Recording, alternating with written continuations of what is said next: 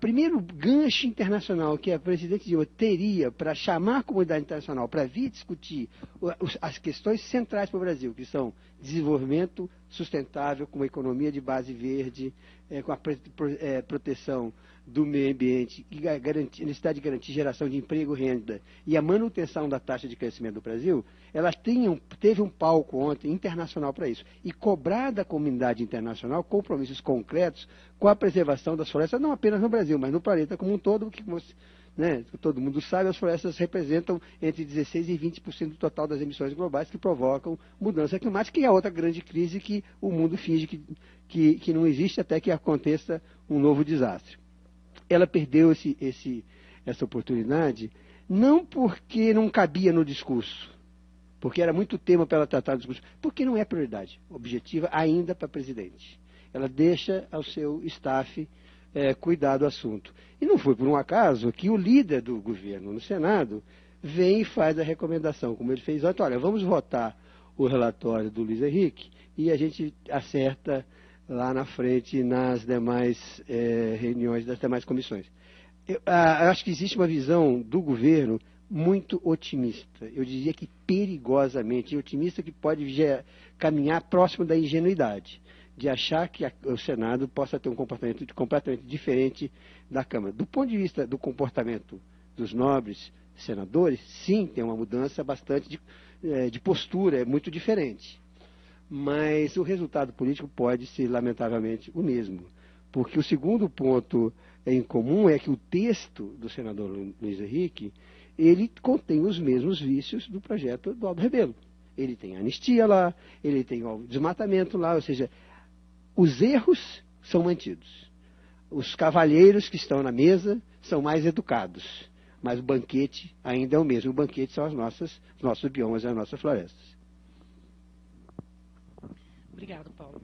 Uma das questões que é alvo dessa discussão e que tem a ver com essa questão da anistia e tal, é a questão da regularização ambiental, né? Então, o setor rural defende o relatório que foi feito pelo Aldo Rebelo e praticamente mantido pelo senador Luiz Henrique, dizendo que ele estabelece uma lógica de regularização e que no processo de regularização, então, traria alguns benefícios e algumas flexibilidades para aqueles que se engajassem nesse processo. Mas nós já temos hoje, no âmbito do governo federal, já há alguns anos, um programa que é o Programa Mais Ambiente, que é esse programa que estabelece uma perspectiva de regularização ambiental, concedendo algumas facilidades para aqueles produtores que voluntariamente se engajem nesse programa. Eu queria, André, que você me ajudasse a identificar um pouco qual é a diferença do programa que já existe hoje com o que está previsto no projeto de lei e por que há necessidade de fazer essas mudanças.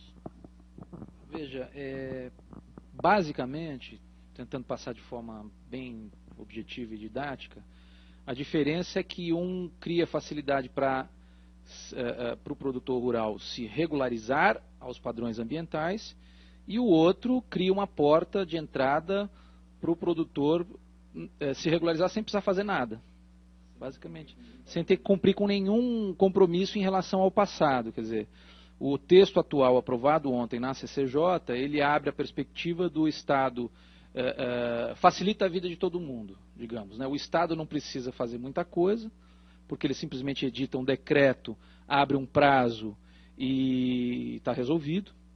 E o produtor rural, ele apresenta um papel dizendo que ele está disposto a fazer alguma coisa e está resolvido para ele. E o Poder Executivo pode, infinitas vezes, prorrogar esse prazo e tudo fica como está, né? Principalmente porque até julho de 2008, muito do que foi feito vai ficar consolidado pelo conceito de área rural consolidada. Diferentemente do que é o programa do governo, o programa atual do governo. O produtor tem um prazo para entrar, né? Ele entra no programa e ele se dispõe a recompor a área desmatada, a compensar a área desmatada num prazo estabelecido e por isso ele deixa de ter que pagar a multa. Quer dizer, o programa atual ele simplesmente anistia a multa. O programa previsto no texto aprovado, ele anistia a multa, anistia também da responsabilidade de cumprir com a recomposição. esse exemplo é um exemplo muito interessante porque ele demonstra um pouco essa dificuldade do governo de estabelecer qual é a sua prioridade. Quer dizer, o governo tem um programa que atende à demanda dos produtores rurais nesse sentido, um programa que é muito melhor do que aquilo que a lei que ele mesmo apoiou na Câmara trouxe. Então, é mais uma dessas contradições. Paulo, você acha, da sua experiência e desse quadro, dessa conjuntura, que nessa perspectiva, qual é a estratégia de fortalecimento da agenda positiva no âmbito do Código Florestal que pode vir a fazer a diferença para o governo? De que maneira a sociedade se mobilizando poderia, por exemplo, mostrar ao governo que as suas iniciativas hoje já são muito melhores do que aquilo que ele pode vir a apoiar no âmbito desse projeto? Eu acho que, em primeiro lugar, essa discussão do Código está baseada em falsas premissas. A campanha Soagro, por exemplo, é uma boa demonstração disso. Durante os últimos anos, a gente tem ouvido a bancada ruralista dizer duas coisas. Em primeiro lugar, nós somos a redenção do Brasil.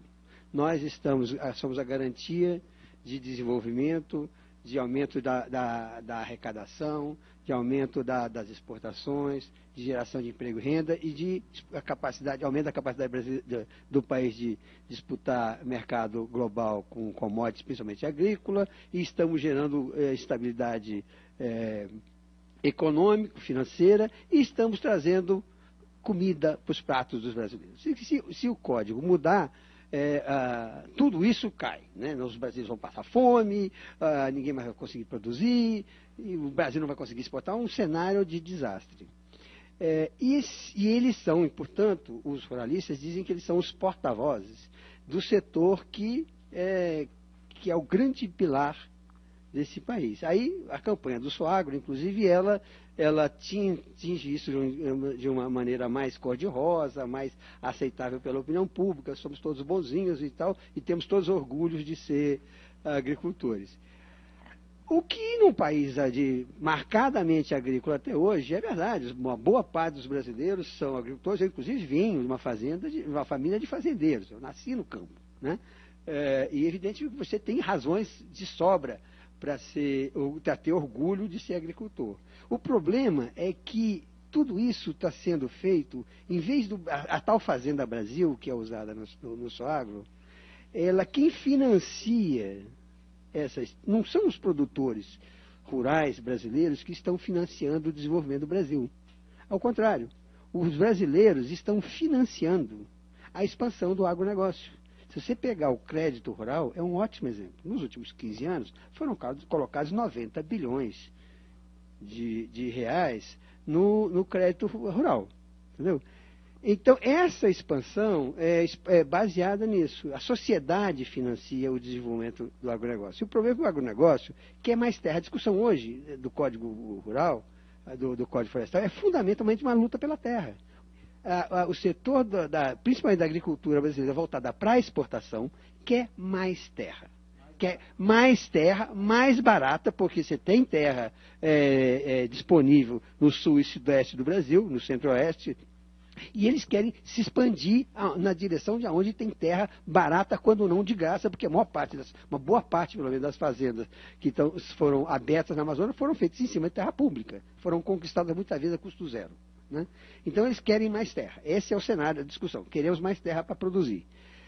E não querem cumprir com regras mínimas definidas pela sociedade e pelos governos em geral de como compatibilizar a produção com a necessidade da expansão da fronteira agrícola com a preservação do meio ambiente e o respeito às comunidades locais que vivem lá, o direito das populações tradicionais, etc.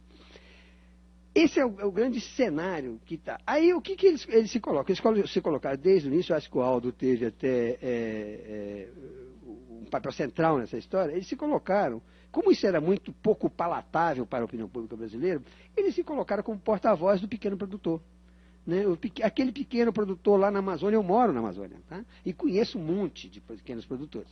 Eles, aquele coitadinho daquele pequeno produtor isolado, que não é atendido pelo Estado, que é mantido à margem do desenvolvimento, à margem do progresso, que tudo isso é verdade, que é punido pelo Estado. Nós somos a redenção. venham a nós, as criancinhas, e nós vamos levar você para o reino dos céus. O reino dos céus, vendido pelo agronegócio, transformou o Brasil no maior produtor, num grande produtor de commodities agrícolas, de grãos, sim, mas é também o maior consumidor mundial de agrotóxicos. O que alimenta a população brasileira é lastreado e baseado na maior produção mundial de agrotóxicos. Tem outro modelo que tem que ser discutido, que é inerente a essa discussão do Código Florestal, e na Amazônia tem uma questão central: 80% da destruição da Amazônia está relacionada diretamente à produção de alimentos, sendo ou via a produção de carne e pecuária, né, ou via a produção de grãos. 80% do desmatamento da Amazônia.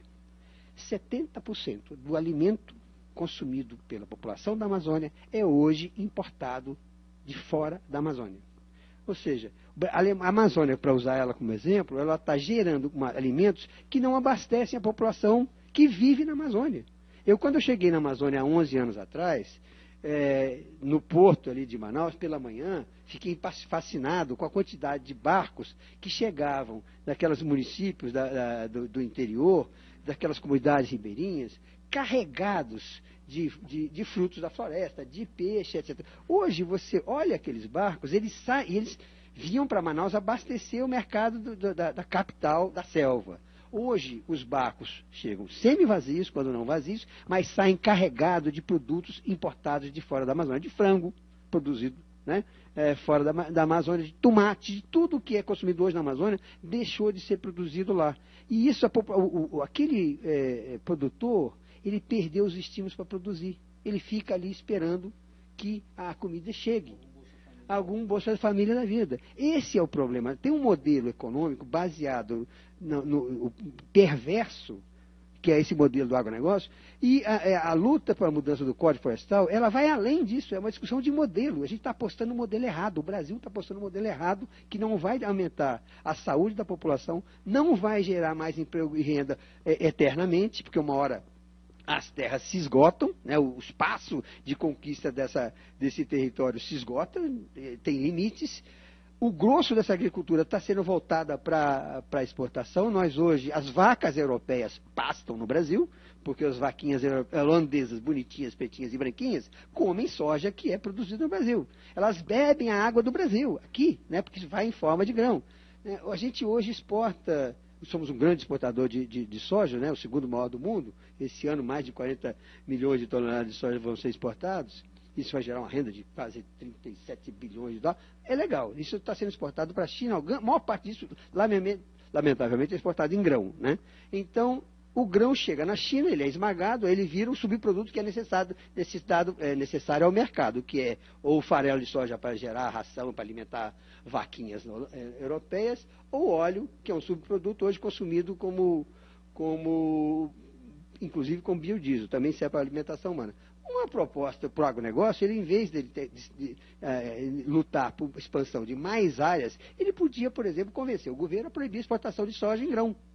Se proíbe a exportação de soja em grão, que é uma alternativa de política industrial, você exporta só o produto beneficiado, a soja esmagada ou em óleo ou em farelo, você vai gerar provavelmente muito mais renda e muito mais emprego, e vai ampliar a capacidade industrial instalada do setor do agronegócio do que exportando soja em grão. Tem iniciativas como isso aconteceu, por exemplo, na indústria da madeira, né? O Brasil era um grande exportador de madeira em tora. Quando proibiu a exportação de madeira em tora, você gerou uma indústria de madeira serrada, que agregou valor, etc. Então, tem várias formas de discutir a mudança do modelo econômico. Mas o que está sendo proposto, está sendo usado essa discussão da economia para justificar uma expansão sobre o que é público, de forma inaceitável, com uma ameaça enorme ao patrimônio brasileiro e ao futuro do país, porque o futuro do Brasil é ser uma nação biodiversa, né? Nós somos o maior estoque de floresta tropical do mundo, que pode gerar uma economia de base florestal que transforme essa potência numa potência modelo do século XXI.